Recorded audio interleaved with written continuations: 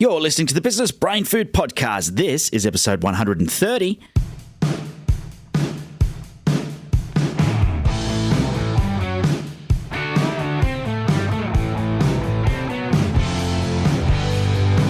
Welcome to the podcast that gives you direct access to the world's leading business building experts. Head to MaxMyProfit.com.au to catch up on past episodes, download your free business growth tools, and access show notes for every single episode.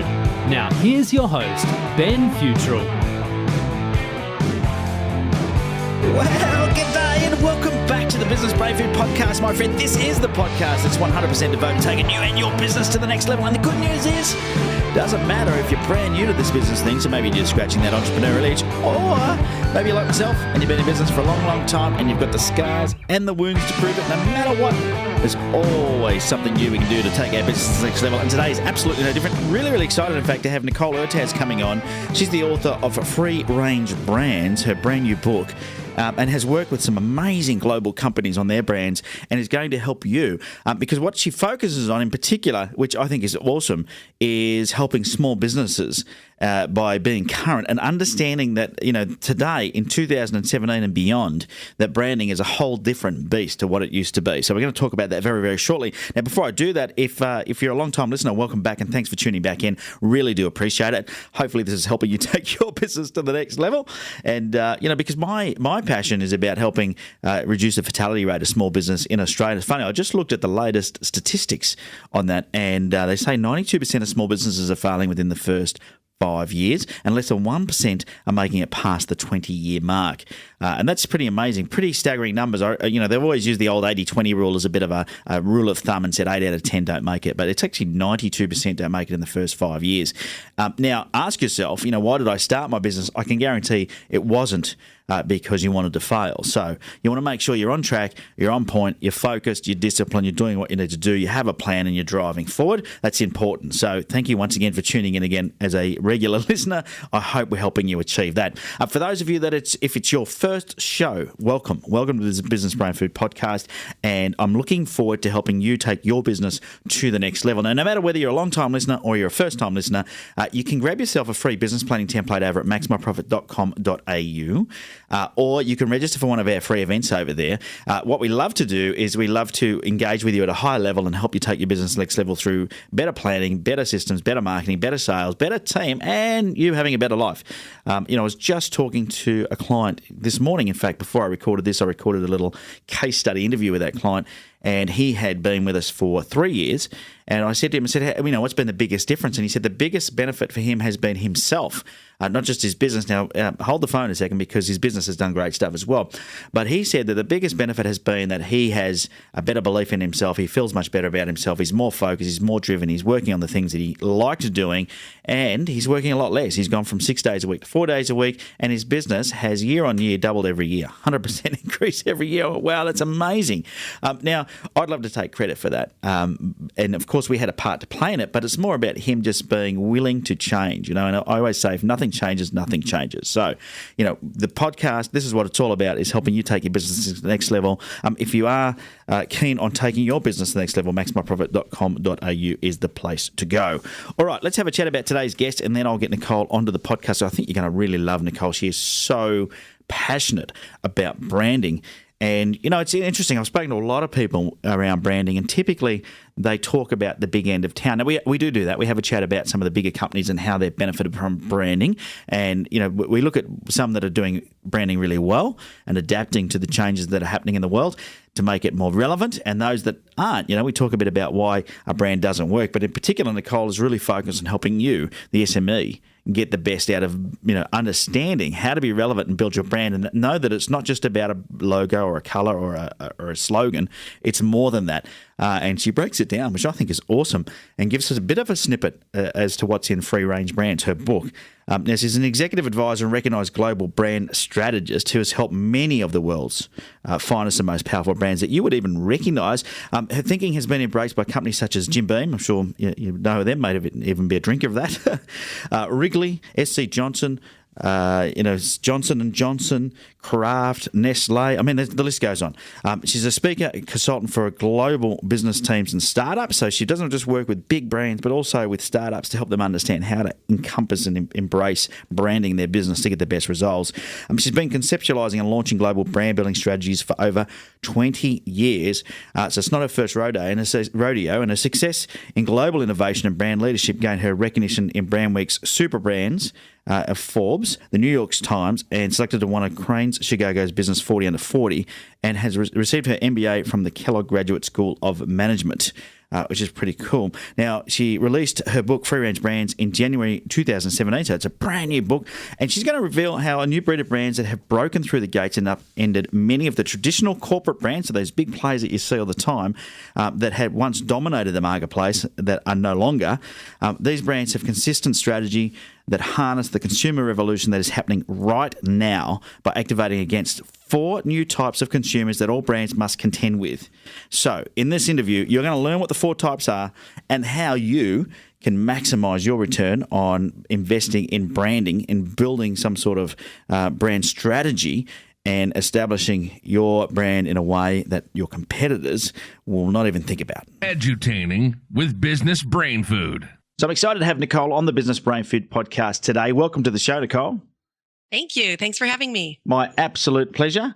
And of course, the pleasure is all the listeners as well, learning about branding today, which is awesome. Before we do that, though, I'm going to ask you the same question I ask every single guest that's been on the show, and that is for you to share something quirky about yourself.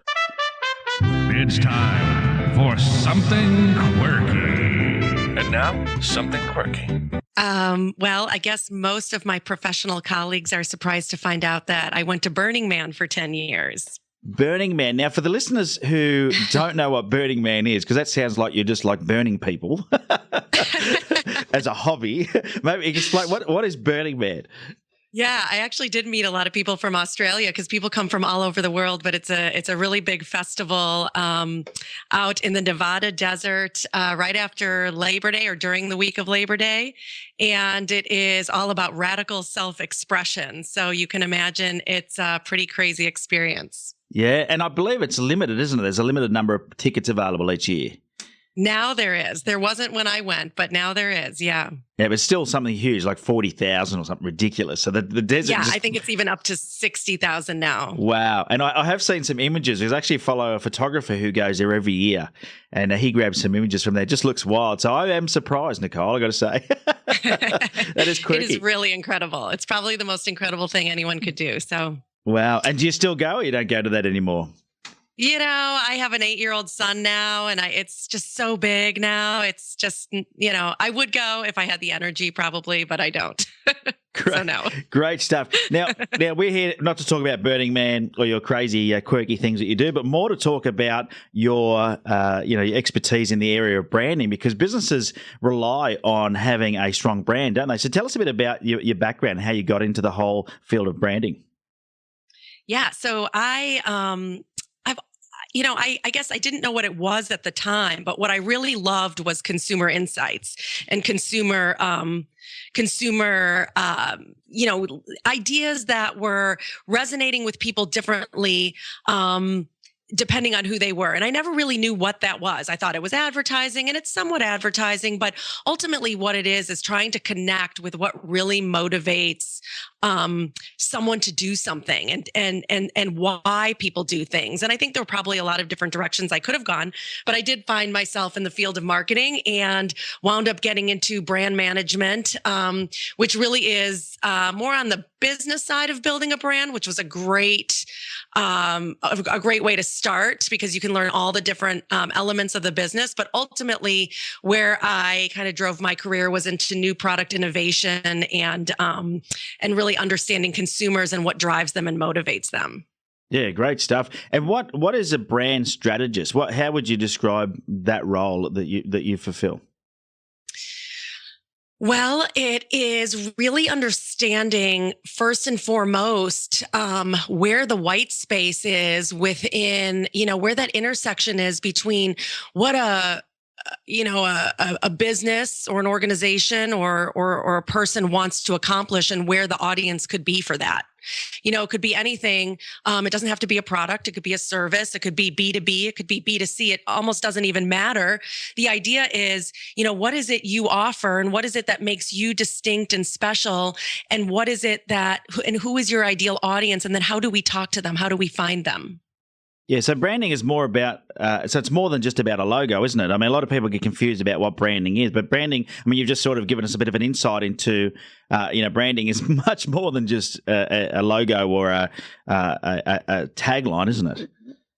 Oh, yeah, that really comes at the end because, and I think a lot of people think of, what they see as a brand, but the things you see, the logo, the tagline, the way the brand presents itself in the world, that's really the last piece of the puzzle. Everything that comes before that is all the strategy of how you get there. And if you are the right audience and you're seeing it and it's resonating with you, then the strategy was good. If you're not seeing it, or it's not resonating with you, or you're not the right audience and you are seeing it, then maybe the strategy wasn't so good. Yeah, absolutely. Now, a lot of small business owners listen to this show and they'll be going, "Oh, branding, that's not for me." What are your thoughts on small business and branding?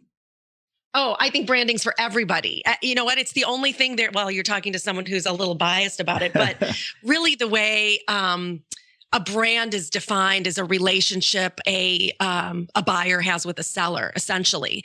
It's everything from how they experience that product or that service to, their anticipation of it before they try it, the experience they have with the product or service, and then the customer service they might experience and so much more. So it doesn't really matter, what you're selling or who you are. It's all about creating a really compelling experience and then having that always be consistent. So not only do people come to expect that great experience again, but they can actually tell people about it and share that experience with others who might need it and get the great benefit of word of mouth on what you have. And to do that right, you have to establish what your brand is all about.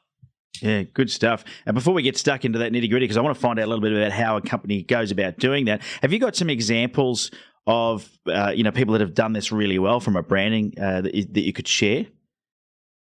Yeah, I mean, I think there's so many great brands that are doing this today, and really what I talk about is I come from a background of the really big brands and, the big legacy brands that were built and established in the 50s. And these brands, they were built in a time when they really didn't need to do more than have a really great product. And they had a lot of time to innovate and to really test their marketing message and create something that they wanted, to say and represent. And they had a lot of money to test it. And today you've got a lot of brands that are coming up quickly and they are really kind of trying to express themselves in ways that are really genuine and passionate and authentic to who they are. And it's a big challenge for a lot of the big brands, but some of the big brands that are doing it really well, I'd say are Heineken and Taco Bell. I think they're doing a great job really, retaining some sort of equity and passion for their brands, even though they're really big. Yeah. And what makes you say that, say, Heineken is doing a good job? What are some of the things they're doing that you feel is working well for them? Well, Heineken has been really tapping into their open your world and go places. And they started doing that with their travel roulette around the Heineken product, just the beer product. But now they've really laddered it up to the entire company. And this past year, what we saw is they are the first brand that's really started thinking about how to attract top talent by leveraging a greater purpose. And starting to say to people who might want to work for the organization, rather than doing what most companies do, which is preach, longevity and salary and, some of the static, typical things, work-life balance and culture. What Heineken does is turning it around to the audience and saying, who are you? What is it you want to do? Do we have a place for you? We do. We don't know what that is, but we'll find it. And so they create a different culture just in the way they talk to not only their consumers, but also their talent and their recruits. Yeah, which is, you've just hit on something else there, which is a real raw nerve for business owners, isn't it, is recruiting. But having a good, strong brand can actually help not just get you sales, but help you recruit the right people. Yeah. I think more and more we're starting to see that. I think, what we've seen in the last few years is an environment where the smaller brands are really coming out and placing a big challenge against some of the more big legacy brands. But really, the issue isn't necessarily just the marketing and the way the big brands market versus the smaller brands, but it's also the organizations from which those big brands are from. They're slow to innovate. A lot of them have an over reliance on testing, which, it makes them slower. And they have so much to lose because they're so big that they take very little risk. And the biggest issue is that they were built in an era where brands would just communicate one way through one-way broadcast media. And really, it's not just the way they market, but it's the way they're built. They're built in an era where people would come to a company like that and expect to be there for a lifetime. We know that millennials today really don't expect to spend more than 1 to 2 years at an organization, and they value exploration. And so companies are really challenged to try to recruit this new generation in a way that's different from anything they've had to do before. And I know a lot of senior leaders and recruiters are finding it very challenging, but the trick is to really understand what this new talent is looking for. Yeah, good stuff. Good insights there. Now, your book, Free Range Brands, maybe tell us a bit about what do you mean by free range brands?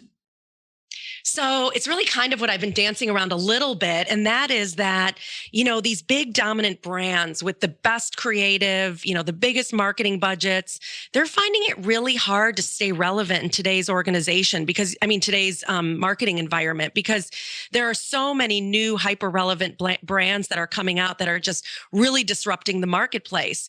And so it's not, the people behind these brands, but it's the models that these organizations have been built on to bring these brands to market. They were really built in an era of one-way messages, TV, print, radio. There wasn't a two-way communication, or there wasn't, constant unpredictability or a community that they needed to appease. There was a great distance between the message you were putting out to the consumer who was receiving that message. But today, what we're seeing is that the brands that are really successful are designed for unpredictability. They're really set up to be able to let go. And that's what I call the free range brand. Yeah, I think, and that is a big challenge, not just for branding, but every part of business, isn't it? The way that things are moving. I heard a study that said that it now takes 3 years for the same change to happen that used to take 30 years. I mean, it's incredible, really, Wow. isn't it? Yeah, I actually am surprised it would even take 3 years now. Yeah. It seems like it's happening faster than that. Yeah. And so, these big companies that in the past have relied on, like I said, 1 or 2 channels to be able to transmit their brand and being able to dominate that space, and you say they're now struggling. What is it that they need to do you feel that we can learn from to be able to be more relevant? So what they really need to do first and foremost is recognize that the center of gravity has changed. With the way, I grew up in these organizations and I still work for a lot of these companies, and they still really have kind of an internal hardwiring to believe that the product is the hero. And in today's world, the brands that are very successful, they make the community the hero, and the brand becomes the facilitator of what the community is inspired by. And so really tapping into that, to really tap into who you are as a brand that connects with your audience. Who is your audience? What do they value? And what is your obsession to connect with that audience? And once you can start unlocking some of those higher order ideals and values, you can really start to bring something to life that's very different than just talking about what it is you sell and why it's better or different, because those conversations are very functional. And in a world of commoditization, they get old really fast, and you wind up having not a lot to talk about anymore. Yeah, which is not going to help anybody in their business. When you talk about making the community the hero, can you explain what you mean by that? Yeah. So the idea of really shifting your focus to making the brand the hero, the consumer the hero versus the brand the hero, is really shifting from this idea of brand purpose to consumer consumer purpose, to build a community. And there's really 4 powerful ways that I've seen. And I've been working on this for a long time. It's what the book that I've written is about. And it's about this idea that there are really 4 types of ways consumers interact with brands. And if you look at a lot of the successful brands, they're activating their marketing on maybe not all of them, but definitely one or many of them. I call them lords, lovers, hackers, and hawks. And what these are just the new way to interact with communities. So rather than just putting out one-way messages that are all about your product, it's how do you create entry points? And these are the 4 entry points to allow your audience to interact with your product or service. So lords are the modern day influencer. So anyone with a Facebook page, anyone who, has some sort of a following, whether it's on Twitter, it's pretty much everybody, right? The idea is in the past, big name influencers or the big influencers used to be celebrities, but today everyone's somewhat of an influencer. So how do you get people talking about your product in its everyday kind of environment? And that would be identifying your lords. The second would be the lovers. And we talked a little bit about this, but lovers want to connect on shared values and not product features. So how do you tap into those values that build that momentum to connect with them on something, more emotionally than just your product's features and benefits? Hackers are personas that really want participation. They want to co-create or interact with your brand. And today, modern consumers think that brands are for them, and they want every opportunity to be able to interact or co-create. So the more you can do to allow your audience to participate in your product or service or your business, the better you're going to be at really engendering some love and support from that audience and a feeling of ownership from that audience and that community. And then lastly are the hawks. And, we know that transparency has really unleashed generations of old distrust of companies. And with being able to see, through the veil of old school marketing, consumers need to know that you practice what you preach and that everything you do from sourcing to hiring to the products you sell, you have to be able to stand behind them. And I think smaller organizations and entrepreneurs are generally a lot better at this naturally because their name is on the line. But larger organizations tend to hide behind these things. And this is something that larger organizations really often do struggle with. And we see it every day.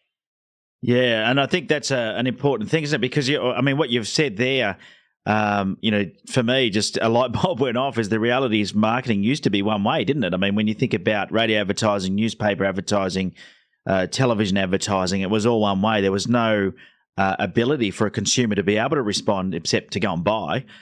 Now, the ability to be able to communicate, and people expect to be able to communicate, don't they, with a brand online and get an instant bit of feedback.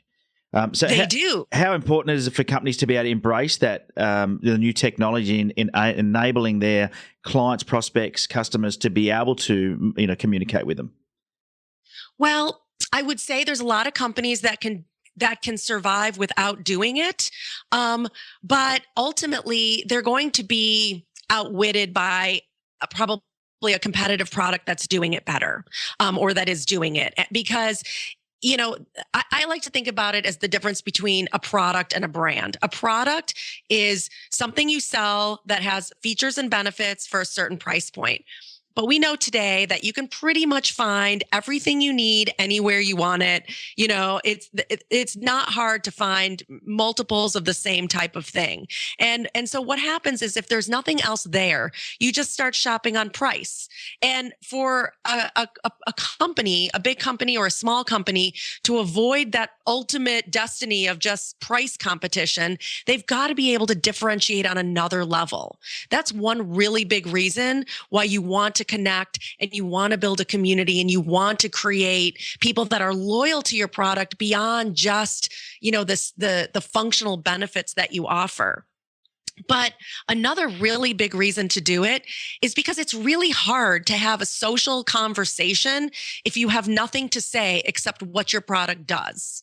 I've worked for companies who want to do more social media, and they have nothing to say except, the three things we say about our product are these three things.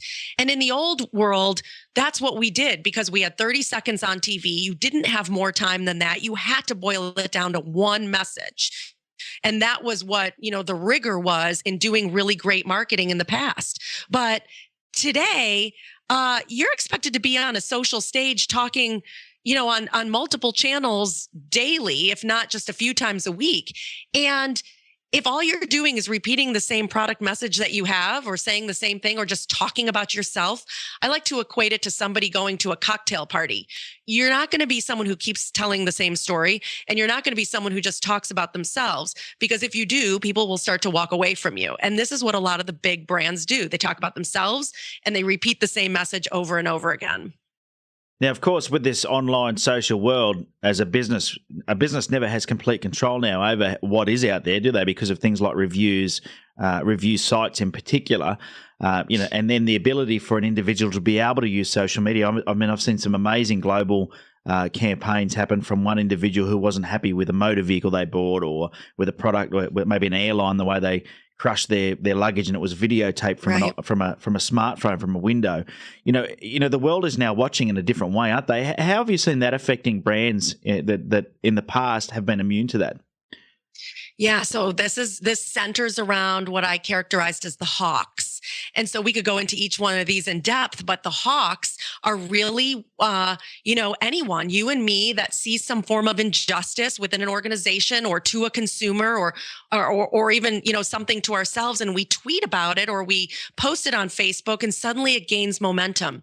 And today, I think there was something just in the news today that United banned some women from traveling because they were wearing leggings, and it made the morning news, and it's been all over social media because these girls got banned because they were wearing leggings, and United said it was against their dress code.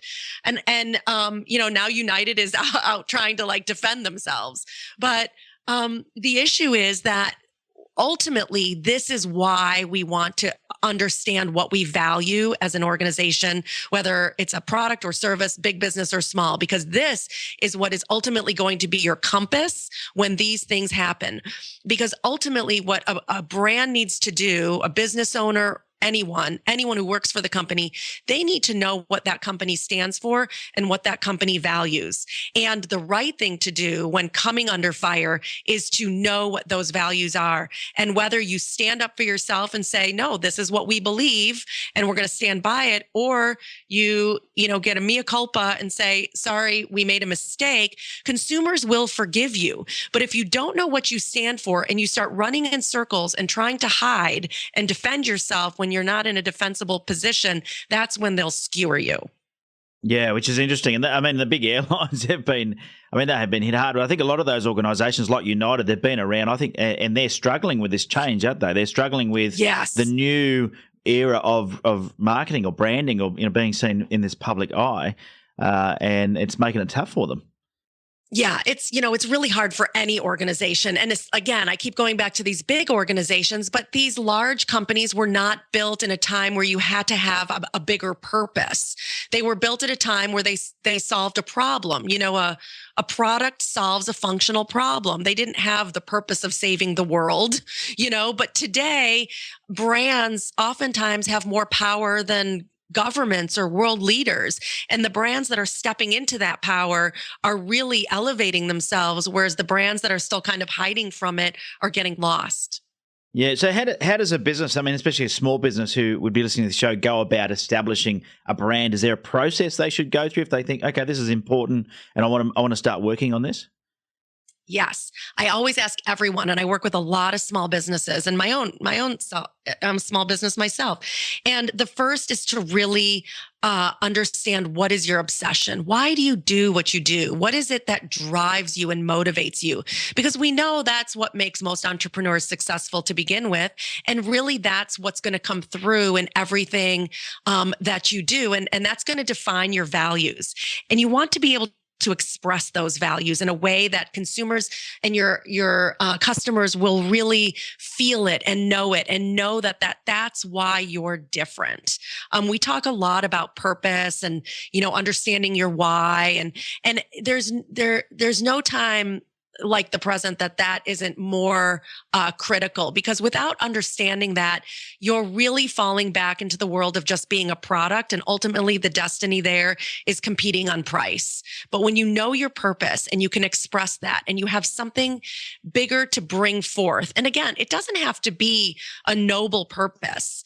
We'll look at brands like Urban Outfitters, and I know this is a big company, but I use it because everyone knows this brand. But their purpose really is to be more of a provocative, cultural,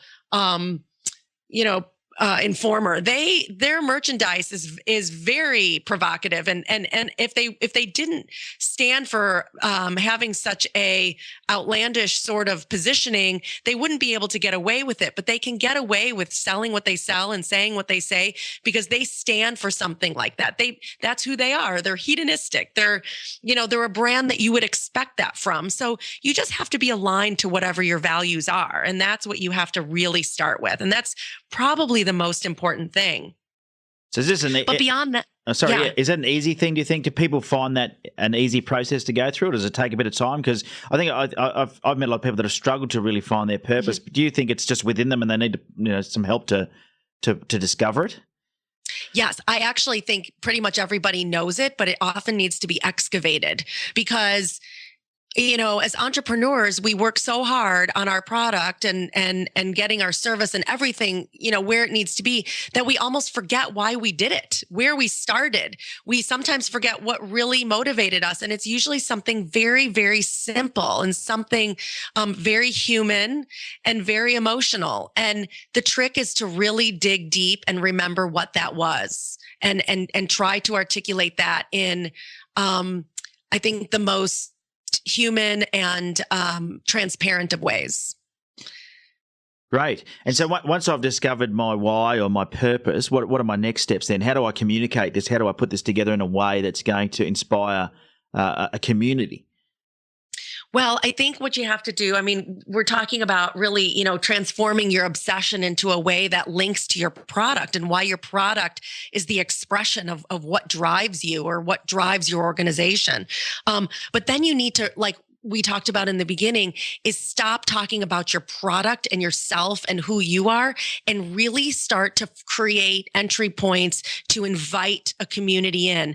And again, this is the most distinct difference than what traditional marketers do. They try to push their message out because that is the way, brands were built. And if we follow, the old brands that were big, we're going to make the mistake of believing that that's how we should do it today. The way we should do it today is to really totally turn the whole system around. Now, once you know who you are and what your purpose is and what your values are, who is your community? Who are the people that would value that? Who are the people that would share those values? And how can you invite them to be part of your community? One of the ways we can do it is through what I call discovery and giving people who share your values the opportunity to discover things that motivate you as well. So by communicating ideas that are, or maybe there's things you do within your business that only you know about because you learned about it to get you from point A to point Z, right? But now you're selling your products and people don't know what you've been through to get there. Just like you doing this podcast. People like to know the backstory because it helps them. People want to know how entrepreneurs got to where they got because it's going to help them in their business. Well, customers and consumers also want to share information that might be like-minded. And to be able to reveal that kind of information that they don't necessarily have is very exciting to an outsider, and it brings them into the community versus just pushing your product at them. Yeah, so if you go back to the days of old, you were recommended you write a vision statement and a mission statement, and you get those printed and you stick them on the wall. I'm starting to hear that that's becoming irrelevant. Well, but that's what's still happening. A lot of people are understanding this idea of purpose, and a lot of big companies are going through these, big overhauls of we need to figure out our purpose. And so they define their purpose and it winds up stuck on their cubicle and on the About Us section of their website and maybe on the back of a package, but they don't ever live it. The idea is to take that purpose and create and translate it into the experience that your customers have with you. If it's just locked up in some language and stuck on the wall, it's useless. It needs to transform into the experience that people have with you. Yeah, which is important, isn't it? I mean, you just said a word there that I think is probably key to the whole thing, and that is experience. Because when I think about some of the world's best brands, I don't think about the product, I don't think about the service, but I think about the experience. And have you got strategies or ways that businesses can enhance a customer's experience so they do have that interaction? Yeah, well, I think, what we're talking about is one, connecting on values, because that's going to set the stage for a shared experience. When you travel on an airline where we're using airlines, but in an airline where, I don't know if you've traveled on, well, that's probably a US airline, but there's brands where you can feel the experience. Let's say a really great hotel. I'm trying to think of something global where maybe Starwood, where you feel that Starwood experience when you go in there versus a hotel that's just doing, what they need to do. You get the room, you get your needs, you get room service, whatever. There is no experience. You can feel the difference because one has values that they're bringing forth and the other is just doing the functional work, right? But then there's ways that you can enhance the experience by inviting interactivity. And this is what I refer to in the book as the hackers. The hackers want to be part of the community. They don't just want to be observers in your community. They want to be part of it. They don't want to be spectators. They want to be interactive. They want to help build it. And that can mean anything from being able to give ideas about how you could make things better, as simple as that, being very, very responsive in your customer service. Delta Airlines has a program called, you tweet at Delta Assist, and they'll help you with any travel problem, no matter where you are or what airline you're traveling. That is the Delta experience because they're there for you. So really starting to create ways where people can interact with your brand, maybe when they're not even using your brand. And that's the power of creating experience and transcending the idea of just talking to your customers when they're using or buying or needing your product, but talking to them when they're in the mindset of something that you could be an ally on. Now, have you got experience in measuring this? Because one of the things that I think a lot of businesses struggle with is investing in some of these areas that are more difficult to measure. You put an ad in the paper or on the internet, you can track how many leads you got and what your conversion rate is, but you start creating an experience. How do you measure the success of that? It's always been hard to measure, especially really integrated campaigns. It's a lot easier to measure one element of a campaign. But what we're talking about is really more along the lines of building brand equity, and building an essence of your brand that ultimately will be measured by your sales and will be measured by how the affinity consumers have for your product, how they talk about your product, how they interact with your product, how they interact with your website. I'd say for the most part, what you can see is that the consumers that are very engaged with brands, you can probably measure a lot. You'll see a lot better engagement metrics around their social with brands that are able to build a brand that has that experiential level to it versus brands that are just, slinging product. They generally don't have good engagement. And frankly, today what we can see is not only is social media a way to build your brand, but it's also a way to receive input from your consumers and understand how are they feeling about your brand? Which way is the wind blowing in terms of, is it growing? Is their momentum growing or is it stagnant? Yeah, and it's interesting you talk about getting feedback from consumers. I mean, that's the thing I think a lot of businesses have been scared to do in the past because they're worried about what the consumers might say. But you're actually saying encourage your consumers to give you feedback. Yeah, of course it's terrifying, right? Like we put ourselves out there and people see one bad thing and it's real. If you get a bad review, it can really hurt a small business. But the best thing you can do is respond to that and be humble and honest and do the right thing by that customer. And when people see that, I believe that, the audience that is watching, a company being attacked on a public stage, they are looking to see how that company responds. They're not looking to vilify the company. If the company responds appropriately, that company can actually turn itself around, frankly, right on that. If the company doesn't respond appropriately, then they're probably in for a world of hurt. Yeah, because it's interesting, consumer perception anyway of those reviews. I know my wife's also Nicole, and we go out to a new restaurant. She'll use TripAdvisor or Urban Spoon or one of those apps, review apps, to have a look. And if there are negative reviews, and not many, or there might be a few, she'll often just say, "Oh, they're just the whingers." So even the consumers have got this built-in mechanism now for being able to filter out what they believe to be honest and integral reviews versus those that are just people who are very unhappy at a certain point in time and decided to voice it online. And that's the risk businesses take now, isn't it? It is. And that's another reason to really have a strong community around you, because if you see a handful of bad reviews, but based on a large number of reviews, they're overall good, those are probably an anomaly. But if you don't really have a community around you and somebody has a bad experience, they're more likely to get on and post a bad review. And then that might be the only one there. Yeah. Now, you mentioned it's good. I love the way you've got them into these 4 ways: the lords, the lovers, the hackers, and the hawks, because it makes it easy for people to understand, how to work with their community and build their community. But lords is an interesting one because you said the modern day influencer, and everybody in some way is a modern day influencer. But should a company try and go and find ambassadors or people to represent their brand, or just let their customers be the representation? Well, I think you have to do both. I mean, definitely let your customers be the representation, but the idea here is to really fuel those customers to be your advocates. So who are those lords? Who are those people that, really like your product, that you might be able to give them some insider information, maybe some insider deals? Bring them into the inside. The lords love something special. If you think about today, it used to be that an ad on the Super Bowl was the greatest place to be, if you could imagine, just the perfect world of advertising, right?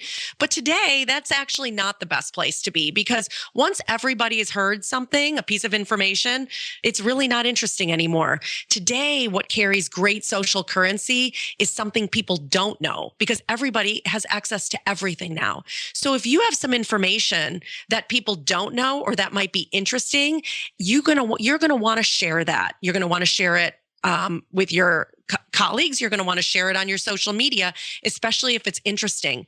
And Taco Bell as a brand really built their brand, really kept their brand alive as we transitioned into this world of social media.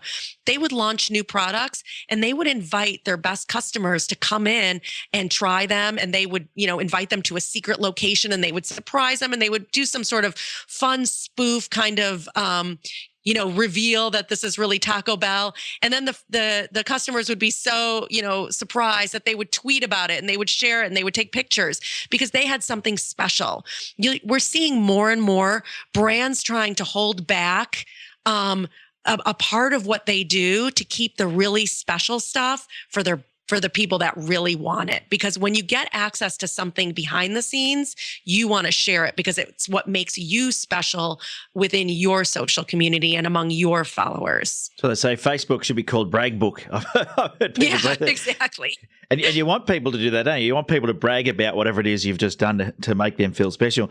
Now, you mentioned before talking about the lovers, and the core values of your business, having a higher purpose and all those things. But you also mentioned it doesn't have to be something amazingly world-changing. So when people think, because you think about some of the brands in the past that have used charities or purposes or causes to be able to promote themselves and then align themselves with people that have similar values. How does a company go about recognize what those are? Or is it the owner's values? Is it the team's values? How do you make that happen within an organization?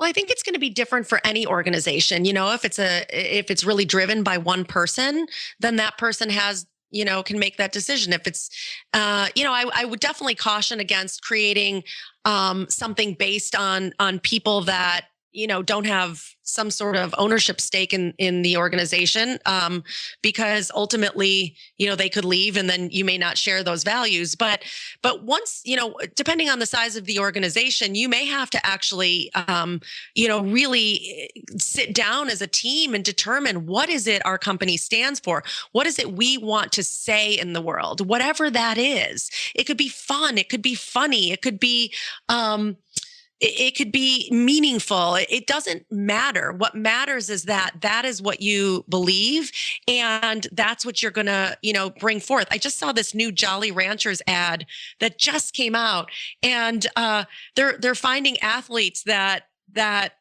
or they just launched it. So they had it on one athlete. I don't even remember his name, but he's been benched, and the whole ad is around stop sucking or don't suck. I can't even remember what it is, but their whole thing is that Jolly Ranchers last longer.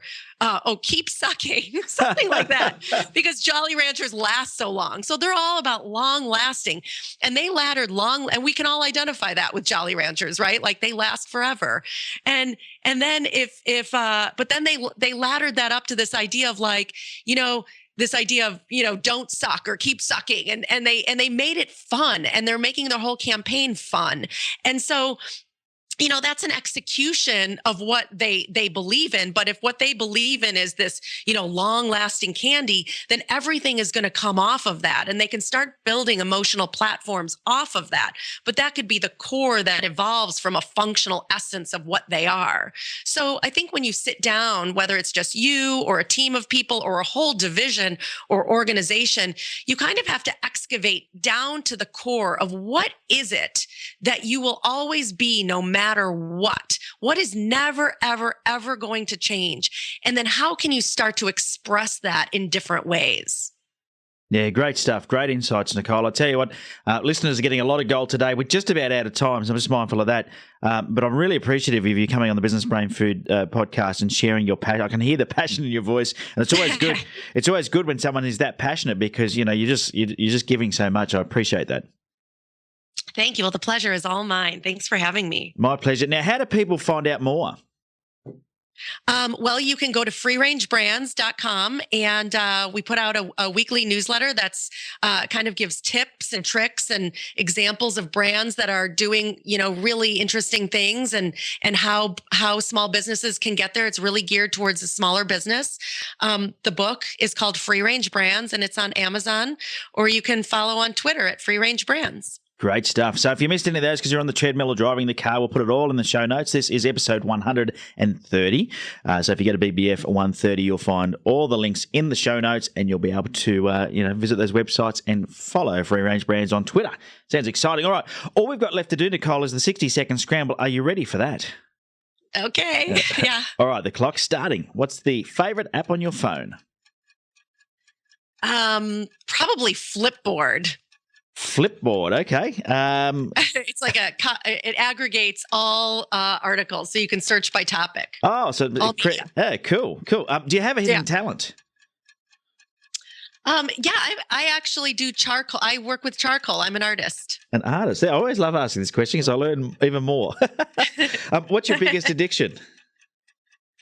Addiction. Oh, I'm a new idea addict, or a new business idea addict. It's very hard for me to stay focused on what I'm doing. It's like that movie where the squirrels, or is it squirrel? Yes. Bit like that, are you? Okay, fair enough. Do you have a mentor or somebody that you look up to that's really inspired you? I'd say probably my mother and my father for different reasons. Oh, but yes. That's nice, isn't it? I'm sure they'd love that. And what's your favorite drink? Tequila. Nothing like a good tequila. All right, Nicole, thanks once again for coming on the Business Brain Food podcast. It's been amazing having you on the show. And I know that every single person that's listening is going to get a lot out of it. Thank you so much. I appreciate it. Business Brain Food. Well, another marvellous interview. Thanks so much, Nicole, for coming onto the show. And, I encourage you, go and get Freerange Brands available on Amazon. And, in that book, Nicole will take you through those 4 different ways of engaging with your audience, customers, prospects, team, all of those examples and more. So Free Range Brands, go to Amazon.com, or you can go to freerangebrands.com and read up on it there, and you can order the book through her website.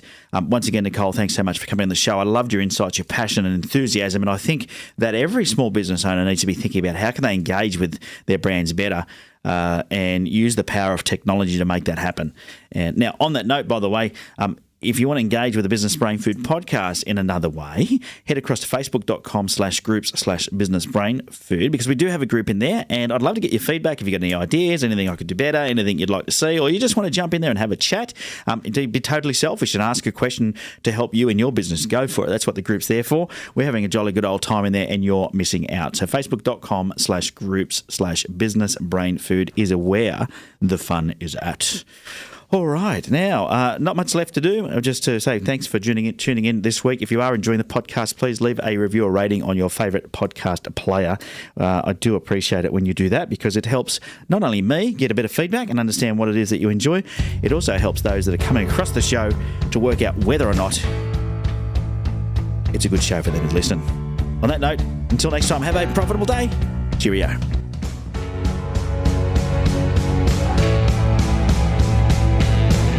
You can fly higher than the sky, shine brighter than the stars. You can live all you ever wanted.